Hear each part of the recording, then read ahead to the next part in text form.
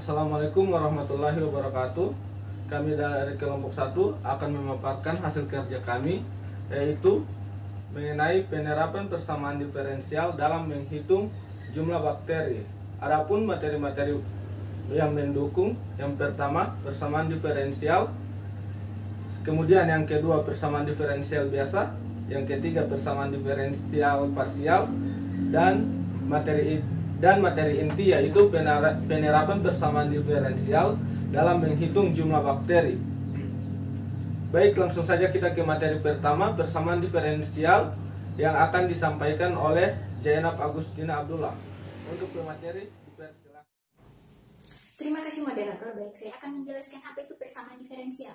Persamaan diferensial adalah suatu persamaan yang memuat sekurang-kurangnya satu derivatif dari fungsi yang tidak diketahui. Jika fungsi yang tidak diketahui mengandung satu variabel bebas, maka turunan fungsi dinamakan dengan turunan biasa atau biasa juga disebut dengan persamaan diferensial biasa. Jika fungsi yang tidak diketahui mengandung dua atau lebih variabel bebas, maka disebut dengan turunan parsial atau juga biasa disebut dengan persamaan diferensial parsial. Dari beberapa tipe persamaan diferensial orde 1 yang mudah diselesaikan, ada dua perlu yang mendapat perhatian. Yang pertama, persamaan diferensial peubah terpisah, yaitu persamaan yang dapat ditulis dalam bentuk Y aksen sama dengan PX per QY atau PX dx sama dengan QY dE.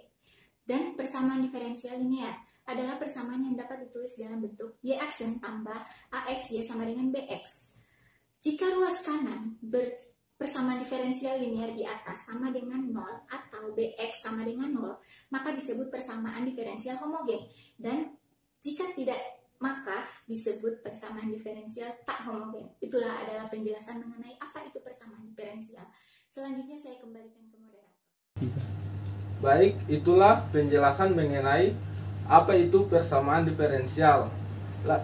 Lalu kita masuk ke materi pendukung yang kedua, yaitu mengenai persamaan diferensial biasa yang akan disampaikan oleh Nimade Sri Astari. Untuk pemateri Baik, terima kasih kepada moderator. Selanjutnya, saya akan menjelaskan mengenai persamaan diferensial biasa. Yang pertama, definisi 2.1 mengenai persamaan diferensial biasa, yaitu persamaan diferensial yang mempunyai turunan hanya tergantung pada satu variabel bebas. Maka persamaan diferensial tersebut dikatakan persamaan diferensial biasa. Selanjutnya, persamaan 2.2 mengenai persamaan diferensial biasa, di mana suatu persamaan diferensial orde n adalah suatu persamaan yang dapat ditulis dalam bentuk f x, ux, u pangkat x, u double aksen x sampai un x sama dengan 0. Persamaan di atas menyatakan hubungan antara peubah bebas x, fungsi u dan turunannya u aksen, u double aksen, u triple aksen sampai u pangkat n. Untuk selanjutnya akan digunakan variabel y sebagai ux, u pangkat x, u double aksen x sampai un x, sehingga dapat ditulis dalam bentuk f x, y aksen, y double aksen, y triple aksen sampai y pangkat n sama dengan 0. Selanjutnya, definisi 2.3 mengenai persamaan diferensial biasa. Suatu persamaan diferensial biasa orde pertama adalah persamaan yang memuat satu variabel bebas, biasanya dinamakan x. Satu variabel tak bebas dinamakan y, dan derivatif dy per dx. Suatu persamaan diferensial biasa orde pertama dapat dinyatakan dalam bentuk dy per dx sama dengan f x, y. Dengan f x, y adalah fungsi kontinu pada x dan y. Secara umum, persamaan diferensial linear orde pertama mempunyai bentuk umum y aksen tambah pxy sama dengan yx, dengan p dan g adalah fungsi kontinu pada interval x lebih dari alfa kurang dari beta. Selanjutnya, definisi 2.4 mengenai persamaan diferensial biasa. Persamaan diferensial adalah tingkat tertinggi dari derivatif yang terdapat dalam persamaan diferensial. Selanjutnya, definisi 2.5 mengenai persamaan diferensial biasa. Persamaan diferensial adalah pangkat tertinggi dari derivatif tingkat tertinggi yang terdapat dalam persamaan diferensial. Baik, itulah penjelasan mengenai materi persamaan diferensial. Kita masuk ke materi pendukung yang ketiga, yaitu persamaan diferensial parsial yang akan dijelaskan oleh Dwi Firda Fidianti Paputungan. Untuk pemateri Terima kasih moderator. Nah, teman-teman, seperti yang telah dijelaskan oleh rekan saya tadi, bahwa persamaan diferensial itu ada dua, yaitu persamaan diferensial biasa dan persamaan diferensial parsial. Nah, kali ini saya akan menjelaskan yang bagaimana sih persamaan diferensial parsial itu. Nah, bisa dilihat di sini bahwa persamaan diferensial parsial adalah persamaan yang di dalamnya terdapat suku-suku diferensial parsial, yang dalam matematika sebagai suatu hubungan yang mengaitkan suatu fungsi yang tidak diketahui, yang merupakan fungsi dari beberapa variabel bebas, dengan turunan-turunannya melalui variabel-variabel yang dimaksud. Nah, bentuk paling sederhana dari persamaan diferensial yaitu dapat dilihat di sini du per dx sama dengan 0, di mana u merupakan suatu fungsi yang tidak diketahui dari x dan y. Nah, hubungan ini mengisyaratkan bahwa nilai u x, y adalah tidak bergantung dari x. Oleh karena itu, solusi umum dari persamaan ini adalah u x, y sama dengan fy, di mana f adalah suatu fungsi sembarang dari variabel y. Nah, analogi dari persamaan diferensial biasa untuk persamaan ini yaitu du per dy sama dengan 0 yang memiliki solusi u x sama dengan c, di mana c merupakan konstanta atau tidak bergantung dari nilai x. Nah, pada persamaan diferensial dapat berhubungan dengan mikrobiologi sebagai disiplin ilmu biologi dan matematika. Salah satu contoh persamaan diferensial yang berhubungan dengan mikrobiologi adalah perkembangan bakteri. Misalnya, bakteri S. aureus yang merupakan salah satu bakteri yang dapat merusak kekebalan tubuh manusia. Banyak model matematika telah dikembangkan untuk tujuan memprediksi pertumbuhan bakteri. Nah, pada penelitian ini kami mengambil sampel yaitu bakteri S. aureus dengan teknik pengumpulan data menggunakan proses lab di mana melihat perkembangan laju bakteri tersebut. Adapun teknik analisis data yaitu memakai salah satu model persamaan diferensial. Nah, teman-teman, mungkin itu yang dapat saya sampaikan. Selanjutnya akan dilanjutkan oleh rekan saya. Saya kembalikan kepada moderator.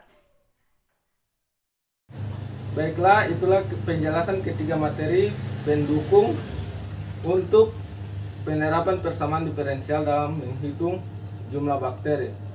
Selanjutnya kita masuk ke materi inti, yaitu yang akan dijelaskan oleh Zulkifli Hasim mengenai penerapan persamaan diferensial dalam menghitung jumlah bakteri.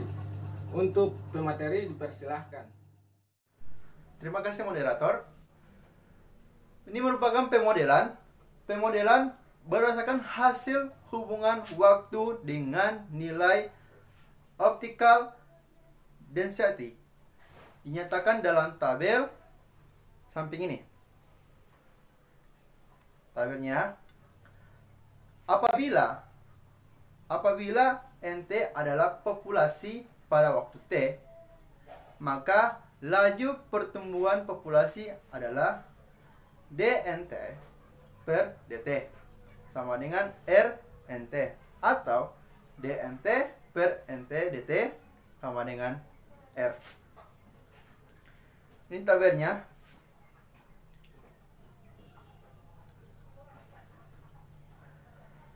Dari rumus ini diketahui bahwa R adalah laju reproduksi dan umumnya bergantung pada populasi bakteri pada waktu T, ya. Jadi ini berhubungan dengan waktu juga. Jadi R ini sama dengan fNt. Selanjutnya R diasumsikan linier, maka fNt sama dengan A kurang BNT. yang berarti untuk media terbatas maka laju reproduksi adalah 0 dan terjadi ketika N sama dengan A per B. Laju populasi dengan laju reproduksi atau FNT adalah DNT per DT sama dengan A kurang BNT kali NT. Ini yang merupakan persamaan pertama. Persamaan pertama adalah persamaan diferensial orde 1. Nah, yang dinamakan persamaan logistik dari persamaan 1 apabila DNT per DT sama dengan 0. Nah, laju pertumbuhan disebut dalam keadaan seimbang. Sehingga jika DNT per DT sama dengan 0, maka N sama dengan 0 atau N sama dengan A per B. Solusi persamaan 1 didapat dengan metode pemisahan berubah sebagai berikut. DNT per A kurang BNT kali NT sama dengan DT. Maka didapat persamaan kedua. Diintegralkan kedua ruas ini. Jadi kita integralkan kedua ruas. Jadi integral DNT per A kurang BNT kali DNT sama dengan integral DT. Maka didapat jadi A per B kali ln N kurang 1/ln A kurang Bn sama dengan T tambah C.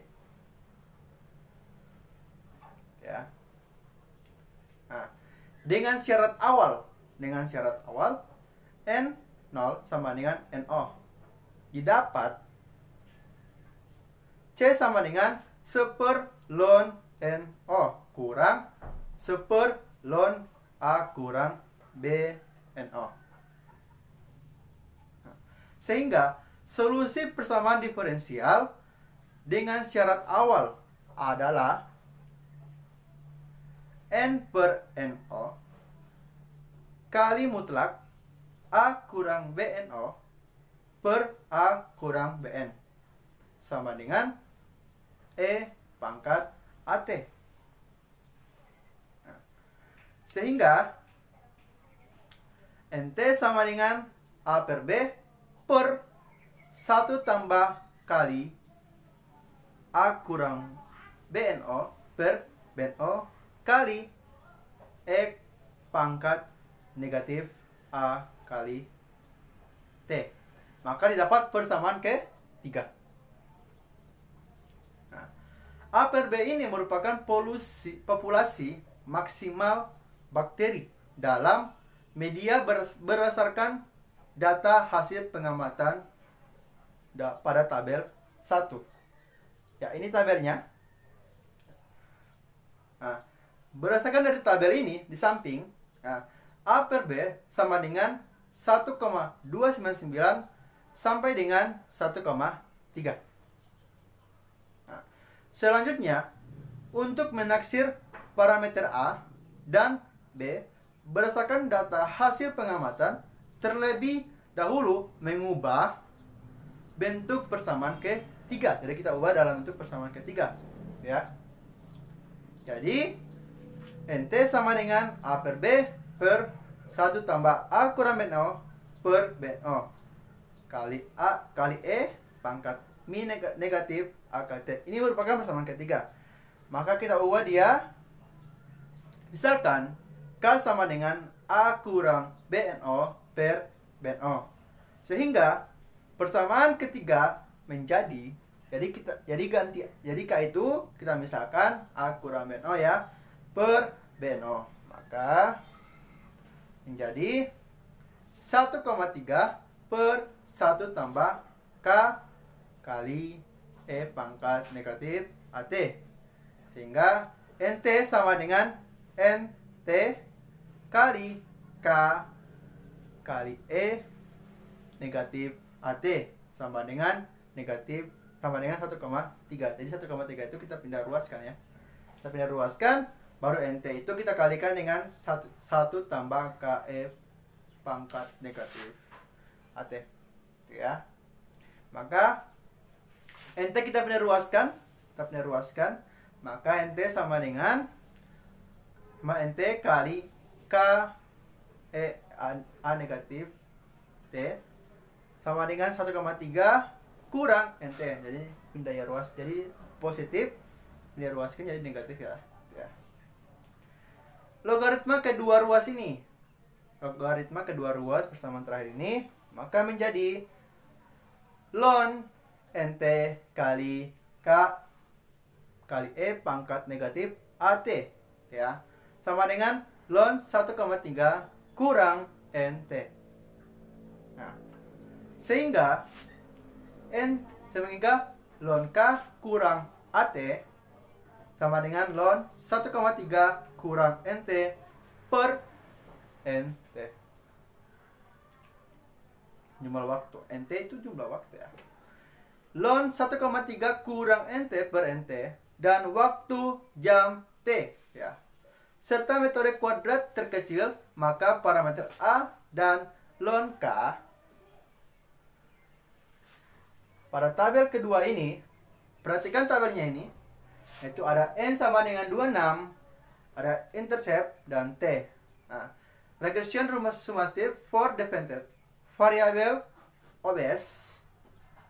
Jadi R itu adalah 9581 sekian, R pangkat 2 9193 972 sekian, R pangkat 2 9159 6846 dan fungsinya 1,24 sama dengan 273,51, di mana P kurang dari 0. Ada beta, ada standar error beta, ada B, ada standar error B, dan T24 dengan P level ya.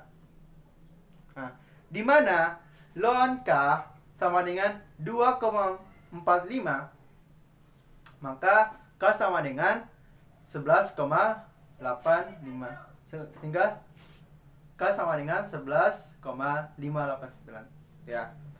Sehingga untuk negatif A sama dengan negatif 0,387, maka A sama dengan 0,387 ya.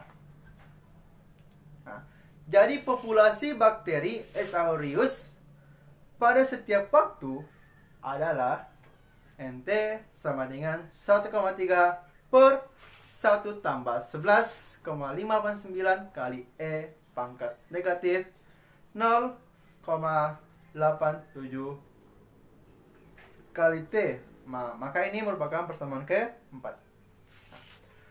Untuk nilai T sama dengan 0 sampai 25, maka populasi bakteri berdasarkan solusi persamaan diferensial 4, pada persamaan 4 ya, mendekati nilai data hasil tersebut. Maka dilihat grafiknya. Nah, ini merupakan grafik data pengamatan pemodelan persamaan diferensial. Nah, jadi dari negatif 2 sampai 26 ya. Nah, jadi dia semakin naik. Ya, dia semakin naik. Nah, sehingga dapat disimpulkan bahwa terlihat jelas bahwa laju perkembangan atau pertumbuhannya meningkat, ya. Hal ini menunjukkan bahwa bakteri, khususnya bakteri S. aureus, ini mempunyai pertumbuhan yang sangat pesat. Jadi populasi bakteri pada setiap waktu adalah NT sama dengan 1,3 per 1 tambah 11,89 kali E pangkat negatif 0,387 kali T. Nah, saya kembalikan ke moderator. Baiklah, itulah hasil pemaparan dari kelompok kami mengenai persamaan diferensial biasa dalam menghitung jumlah bakteri. Jika ada pertanyaan, silakan diajukan di kolom komentar ini.